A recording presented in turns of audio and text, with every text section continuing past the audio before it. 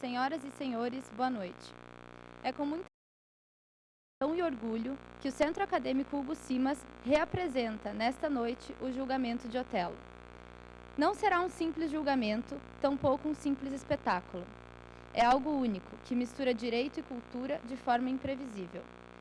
Muito nos emociona que finalmente o CAS está de portas abertas para a sociedade paranaense, reunindo neste teatro, nesta noite especial de comemoração ao aniversário dos 80 anos deste centro acadêmico, alunos, ex-alunos, presidentes do CAS, juristas de toda a cidade, enfim, todos aqueles que acreditaram que, além de tudo, seríamos capazes de produzir um espetáculo grandioso.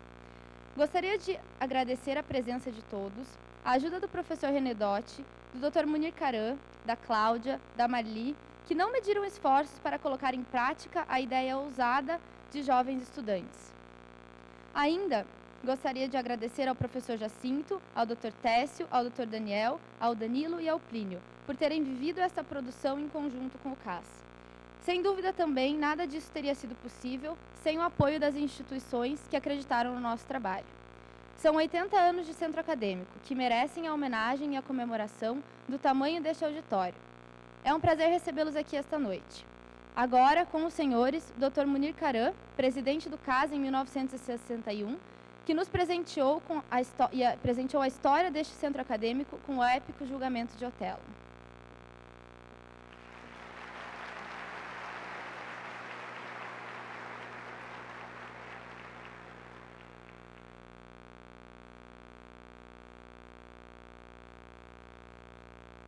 Meu muito obrigado a Maiara Tonin, minhas senhoras e meus senhores.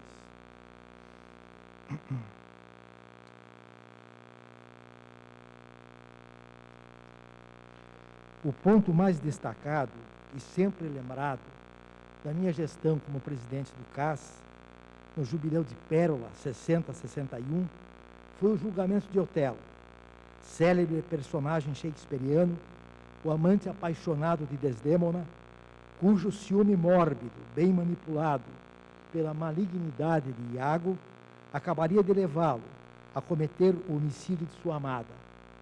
Consumado a tragédia, tendo descoberto a grande injustiça que cometera, teve fim trágico.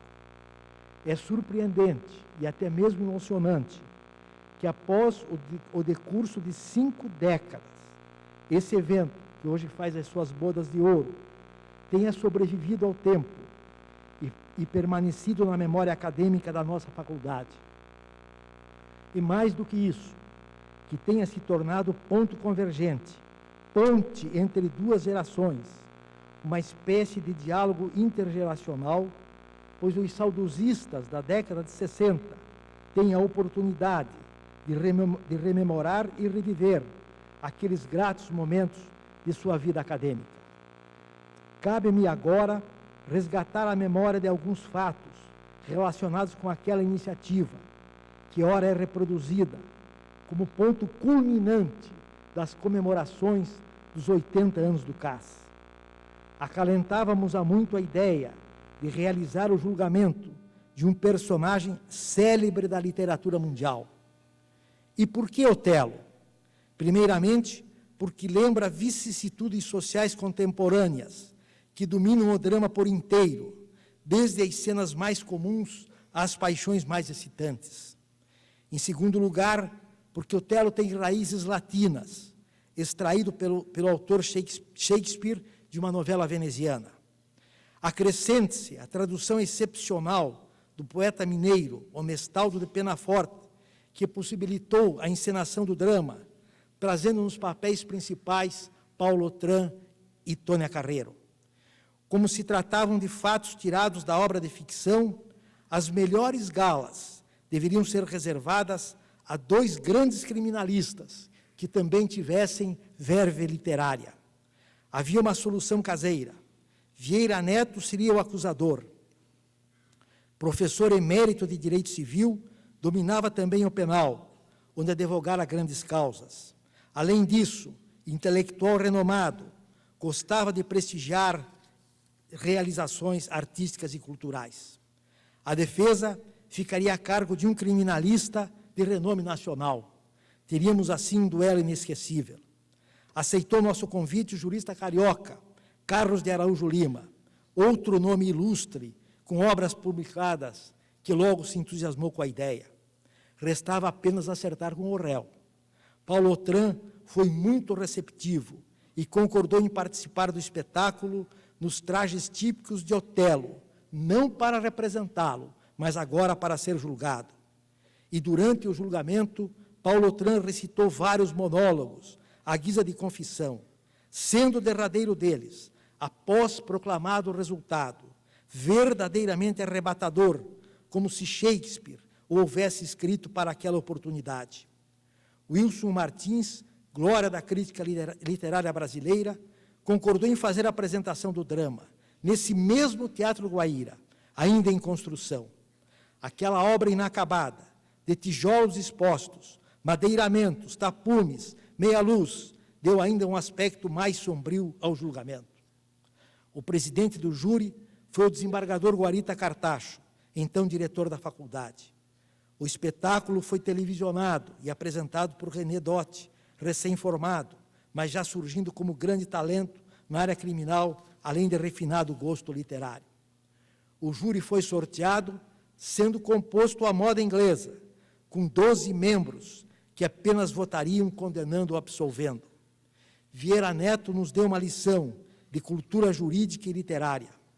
Araújo Lima apresentou a realidade palpitante dos fatos e suas circunstâncias, mas ambos igualmente notáveis, não apenas como tribunos, senão também como intérpretes, compreendendo que o espetáculo exigia, nos próprios limites do desempenho funcional, uma expressão artística. Havia uma grande expectativa pelo final do libelo de Vieira Neto. Condenar Otelo a quê? Vieira teve uma saída genial. Pediu ao júri que o condenasse a repetir eternamente o seu drama e o seu feito. Na defesa, Araújo Lima sustentou a tese da coação moral irresistível, representada pelo entrechoque das forças desencadeadas por Iago, no espírito e no temperamento de Otelo. O ciúme, o sentimento de honra, a crise epilética, até a diferença de idade entre Otelo e Desdémona, avultaram a pressão coatora, a coação imperativa. O resultado foi um surpreendente empate de 6 votos, que dividiu igualmente as honras do julgamento entre acusação e defesa, que esgrimiram as ideias com a mesma habilidade no jogo mágico da dialética forense. Verificado o empate, o presidente do júri absolveu Otelo, aplicando a máxima indúbio pro réu. Quando o auditório lotado escutou de pé, com respeito religioso, a sentença proferida e aplaudiu com entusiasmo o último monólogo recitado por Paulo Autran, sentimos que a nossa missão estava finda, havendo perfeito entendimento entre cena e plateia. Decorridos tantos lustros, a nova geração, em novos tempos e à luz de uma realidade social diferente, tem também a sua oportunidade de julgar novamente o Mouro de Veneza, nesse tribunal popular, onde o direito se confunde com as paixões e os dramas do cotidiano da nossa vida. As galas dessa noite foram reservadas a 2 juristas de escola, Técio Lins e Silva na acusação e Jacinto Coutinho na defesa. Abrilhantará o espetáculo a participação de Danilo Aveleda no papel de Otelo. No encontro entre a dramaturgia e o direito, que se faça justiça. É Otelo que revive a sua saga e nos provoca novas e intensas reflexões sobre os mistérios da alma humana, a propor novos desafios na tarefa de compreender a vida e preservar o amor de um enredo de um destino cruel. Tenho agora a honra de convidar a vir a essa tribuna para fazer a apresentação do julgamento o seu grande inspirador, esse grande nome das letras jurídicas nacionais, professor Dr. René Ariel Dotti. Muito obrigado.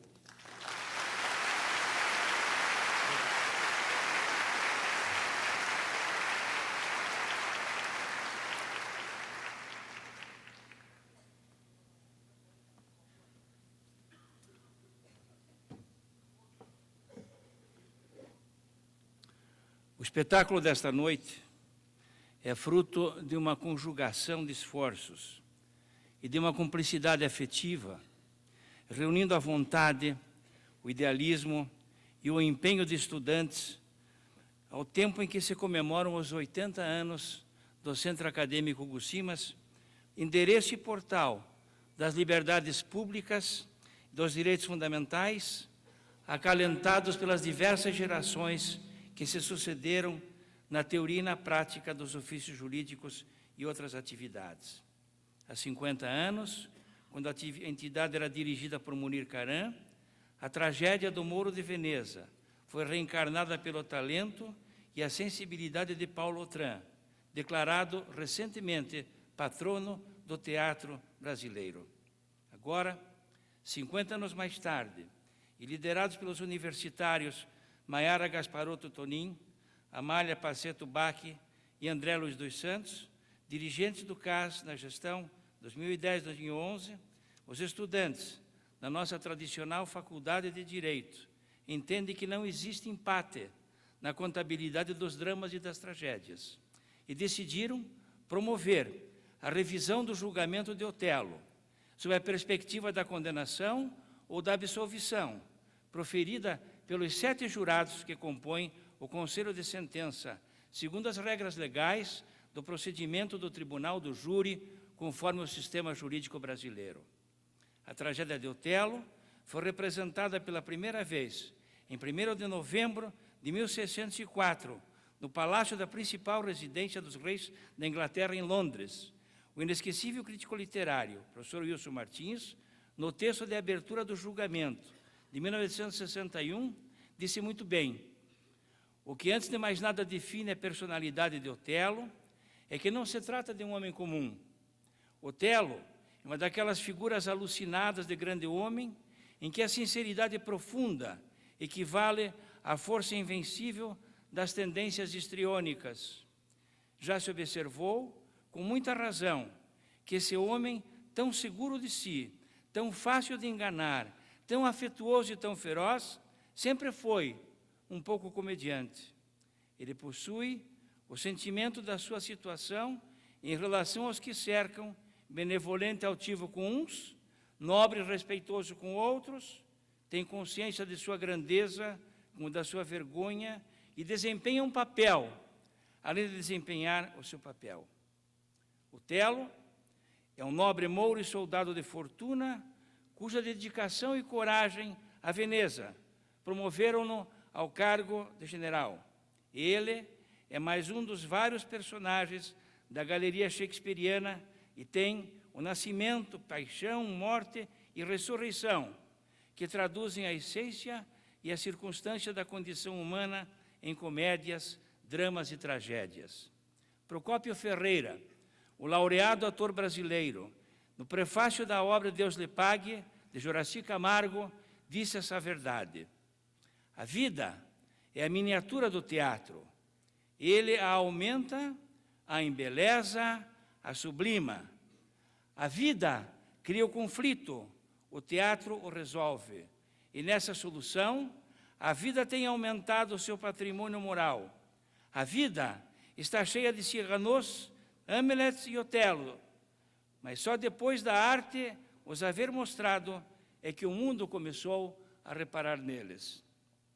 A sociedade está cercada de menores ou maiores Otelos, que na clandestinidade de suas emoções ou no silêncio de suas frustrações vivem o amor, a paixão, o ciúme e a violência como pontos cardeais de uma viagem existencial que pode aportar no crime de morte ou sublimar-se nos escaninhos da religião, no universo das letras, na imensidão da poesia, nos sons da música e nos mais profundos e sensíveis territórios da alma. A história mostra que William Shakespeare era um profundo conhecedor das línguas latina, grega e inglesa.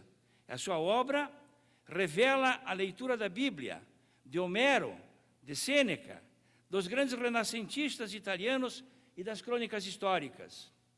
Ele gastou suas economias em tavernas, estalagens e teatros, e para sobreviver, conseguiu emprego como guardador de cavalos, diante do teatro de James Burgess, ator inglês do período elisabetano, no Globe Theatre, construído em 1599 e agora restaurado em 1997, em sua arquitetura original, para funcionar no mesmo local, próximo ao rio Tâmisa.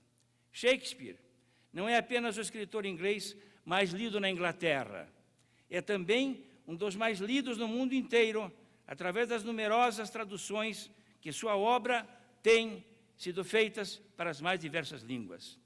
São infinitas as impressões de artistas, escritores e historiadores de todo o mundo acerca da obra shakespeariana.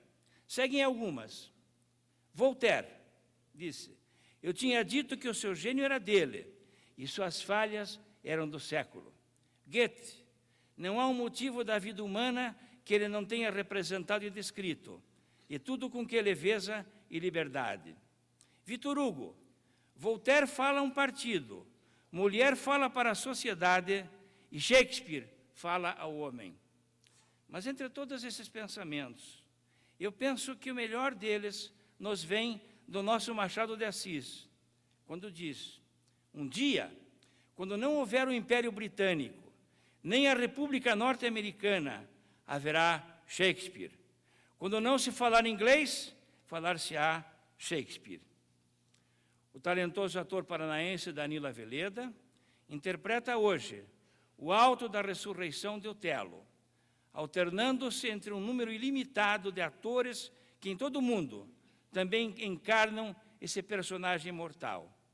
No seu interrogatório, ele confessa alguns trechos de sua aprovação, feita de adoração e ciúme, alegria e desgraça nos gestos e na alma de Desdémona. Os advogados Técio Lins e Silva e Jacinto de Miranda Coutinho, destacados criminalistas nos auditórios forenses nacionais, desafiam o novelo da intriga, do ciúme e da morte perante o Conselho de Sentença, formado democraticamente, sob a presidência do talentoso juiz de direito Daniel Avelar e a competente direção cênica de José Plínio Taques e a distribuição de luzes e cores por conta do prestigiado Beto Bruel. Propositadamente, a organização do evento excluiu do processo a acusação de tentativa de homicídio praticada por Otelo contra Iago, o perverso instigador da tragédia.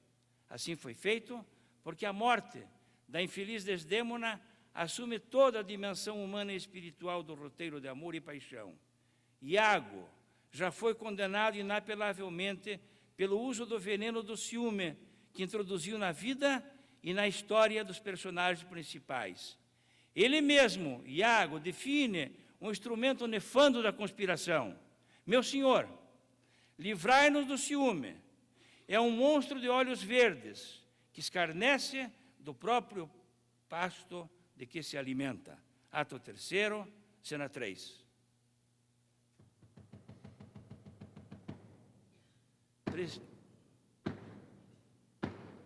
Preciso encerrar essa apresentação. Já estou ouvindo as primeiras batidas ritmadas do cajado no chão do palco. Era assim que fazia Molière, com a finalidade de avisar o público do início da representação. Vai começar o julgamento.